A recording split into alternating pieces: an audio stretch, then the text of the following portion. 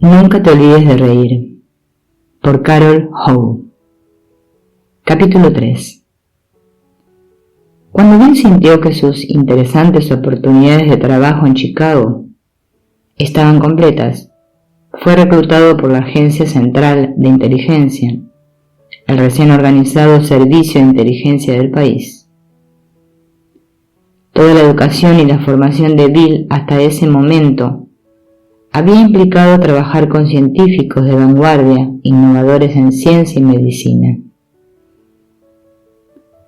Debido a que sus mentores y colegas eran bien conocidos y la publicación es siempre un aspecto integral y necesario de la academia, se había convertido en ampliamente reconocido y respetado en todo su campo como resultado de sus propias publicaciones y otras a las que contribuyó.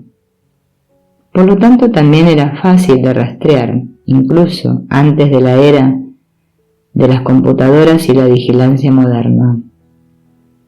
Un amigo mío y Bill, conocedor de la forma en que funciona la CIA, indicaron que tenían niveles de conexiones en ese momento mucho más allá de lo que podríamos imaginar para identificar reclutas potenciales que pudieran resultar útiles a la organización. Claramente Bill cayó en la categoría útil. Aunque trabajar para la CIA parezca una opción inverosímil de trabajo para él, resultó ser esencial para su camino. El proyecto Manhattan, el trabajo por el que había vagado aparentemente para ganar dinero para sus gastos y la escuela de medicina, había proporcionado a Bill una autorización de alta seguridad. Su trabajo con Carl Rogers, con su énfasis en las relaciones, alimentó el alma de este joven NF y había ganado cierta habilidad con las técnicas de biorretroalimentación temprana, usando equipo científico, entonces disponible. A continuación, se había familiarizado con las pruebas y la construcción de tests en el hospital Michael Reese, y todo esto se combinó para la entrada al próximo capítulo importante de su vida, el trabajo con la CIA. Exteriormente seguía una trayectoria profesional. En retrospectiva, vemos que fue conducido a través de los pasos necesarios, incluyendo todo lo que surgió durante su tiempo con la CIA, hacia su mayor cumplimiento espiritual de la coautoría de un curso de milagros. Todo parece tan obvio una vez que nuestras vidas han terminado. Si solo pudiéramos confiar en lo apropiado que es todo mientras está sucediendo. Viendo el destino de Bill desplegándose después del hecho, podemos ver que los acontecimientos y las circunstancias estuvieron siempre en buen orden, llevando inexorablemente a su elección por la paz de la mente. No obstante, no hay nadie que dé ni un solo paso al azar a lo largo del camino. Todos lo han dado ya, aunque todavía no hayan emprendido la jornada, pues el tiempo tan solo da la impresión de que se mueve en una sola dirección. No hacemos sino emprender una jornada que ya terminó. No obstante, parece como si tuviera un futuro que todavía nos es desconocido. El tiempo es un truco, un juego de manos, una gigantesca ilusión, en la que las figuras parecen ir y venir como por arte de magia. No obstante, tras las apariencias, hay un plan que no cambia. El guión ya está escrito. El momento en el que ha de llegar, la experiencia que pone fin a todas tus dudas, ya se ha fijado. Pues la jornada solo se puede ver desde el punto donde termina, desde donde la podemos ver en retrospectiva, imaginarnos que la emprendemos otra vez y repasar mentalmente lo ocurrido. Un curso de milagros, lección 158. El patriotismo fue uno de los varios factores de la decisión de Bill de unirse a la CIA, aunque no el principal. Alguien le preguntó a Jack Luckett, uno de los amigos más cercanos de Bill en sus últimos años, si descubrió que Bill era un patriota hacia el final de su vida. Jack respondió: no en el sentido normal, se veía a sí mismo como un ciudadano del universo. Estaba secretamente orgulloso de su conexión con la CIA y debido a mi pasado espectral, conversó conmigo al respecto. Era más amor a la aventura que dedicación a eliminar enemigos. La predecesora de la CIA, la Oficina de Servicios Estratégicos, OSS, que fue responsable de las operaciones de inteligencia de Estados Unidos durante la Segunda Guerra Mundial, fue disuelta poco después de que terminara la guerra. En ese momento, sin embargo, la Guerra Fría con la Unión Soviética se intensificaba y los Estados Unidos reconocían la necesidad imperiosa de inteligencia estratégica. Después de algunas reorganizaciones de funciones en varias otras agencias, la Ley de Seguridad Nacional estableció la CIA en 1947. Estaba desorganizada, no tenía sede oficial y era generalmente un desastre, teniendo poca semejanza con la organización actual de William Newton Thetford y la Agencia Central de Inteligencia. A medida que la Guerra Fría global cobró impulso, quedó claro que la joven CIA necesitaba desesperadamente ayuda. Una extraordinaria red de universidades civiles y agencias gubernamentales había proporcionado a la OSS una corriente constante de inteligencia bruta para guiar la guerra total contra la Alemania nazi y Japón.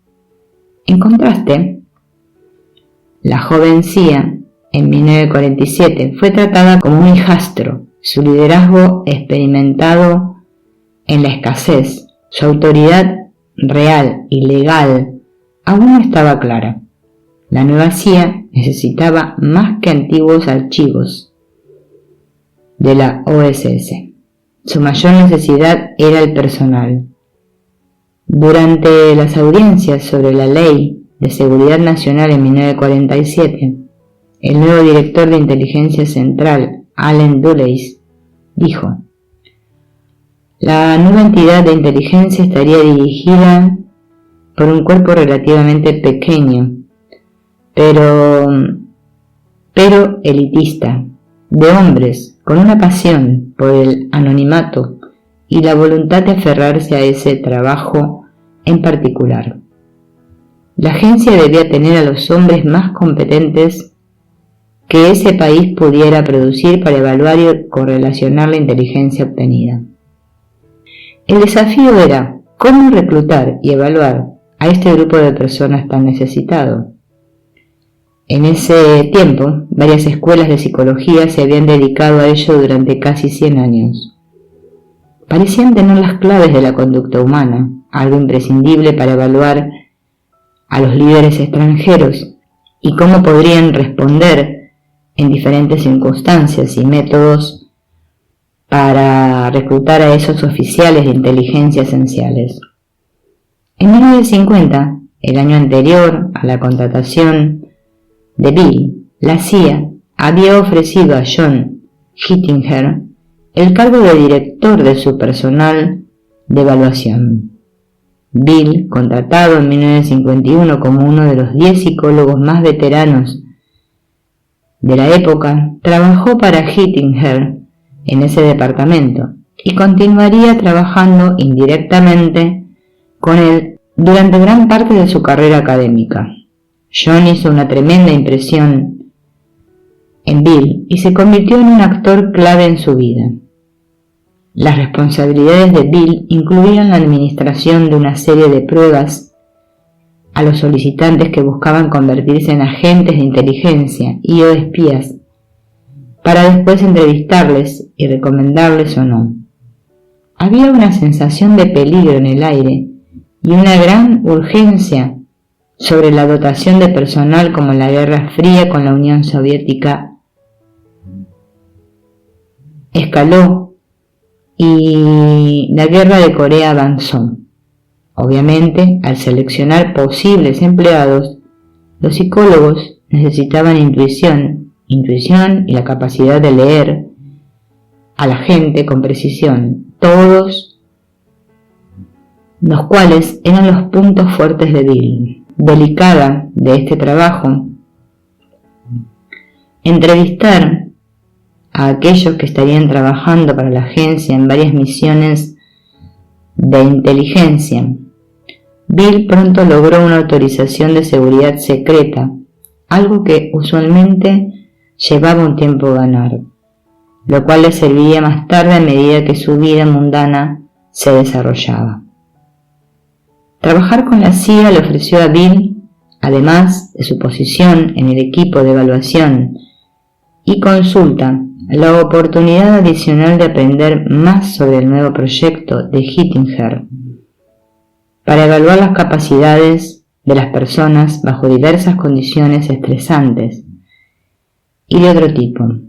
Estas innovaciones y su importancia potencial impresionaron mucho a Bill, proporcionando el próximo capítulo de su serie de exploraciones psicológicas. Hittinger había desarrollado un proceso originalmente para describir la dinámica y los ajustes de la disfunción mental, pero más tarde ampliamente utilizado como una técnica para la evaluación psicológica general. Parece ser que era muy carismático y le encantaba hablar durante horas sobre sus teorías. Un antiguo colega de Bill cuenta: no se podía ignorar a John cuando estaba allí. Llenaba la habitación. Era un gurú tipo flautista de Hamelin interesante, que desarrolló una teoría en términos de cómo la gente progresaba a través de la vida. Sé que Bill estaba intrigado y que a menudo se sentaba y escuchaba a John exponer sus teorías. Durante su primer año con la CIA, Hittinger continuó trabajando en su modelo de desarrollo de la personalidad, recién llamado Sistema de Evaluación de la Personalidad, PAS. Durante más de 2 décadas, John y otros, incluidos Bill, continuaron perfeccionando lo que Bill consideraba el sistema de evaluación de la personalidad descriptivo y predictivo más poderoso y eficiente del mundo, merecedor de ser clasificado así por los descubrimientos de Freud y Jung. Los líderes de los círculos de inteligencia coincidían plenamente con esta evaluación. En ese momento, en 1961, los psicólogos de la CIA comenzaron a usar pruebas directas, tales como el lenguaje corporal y el comportamiento manifiesto, para la prueba de 1 hora para evaluar la personalidad. Sin embargo, el PAS siguió siendo la estructura conceptual que guió esta evaluación de la observación directa. Hittinger asesoró a varios presidentes hasta su jubilación en 1978. Desde la crisis de los misiles cubanos en octubre de 1962, se entrevistó con el presidente Kennedy sobre el probable comportamiento de Nikolai Khrushchev bajo estrés. La asombrosa precisión del PAS finalmente sirvió para la promoción de Hittinger al papel de psicólogo jefe de la CIA para operaciones mundiales.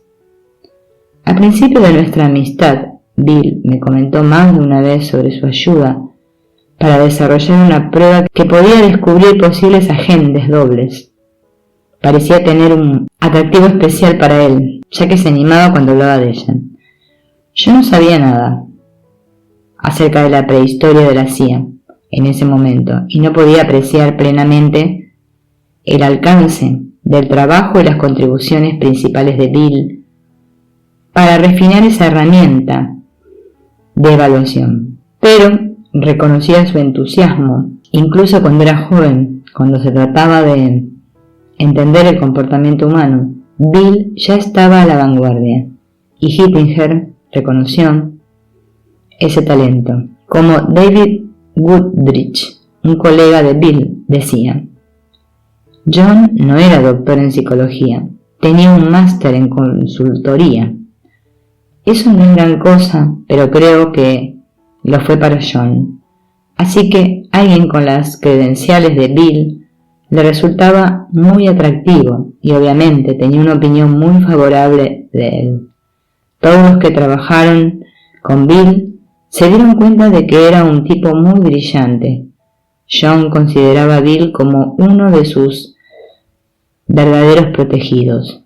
Básicamente John era un tipo muy humano, siempre con algo de sobrepeso, y como parte de su teoría creía que las personas nacían o pronto adquirían algo que los hacía atractivos o poco atractivos para las otras personas.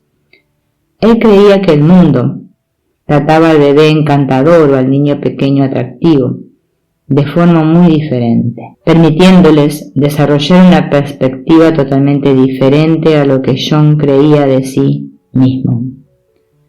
Gran parte del pensamiento de John era que aquellas personas poco atractivas tenían que compensar esto por su propia cuenta. John estaba motivado por un sincero deseo de ser útil a la agencia y lo fue. También hizo una gran inversión en esta teoría y tuvo, al menos, tanto ego como el resto de nosotros, si no más. El propósito del PAS es predecir el comportamiento futuro de una persona para que el comportamiento de respuesta pueda ser apropiado en relación con él. Donde no se puede hacer el test directamente, como por ejemplo a un líder extranjero, es importante tener formas de determinar la personalidad que subyace a la conducta observable, haciendo posible predecir las acciones futuras de esa persona.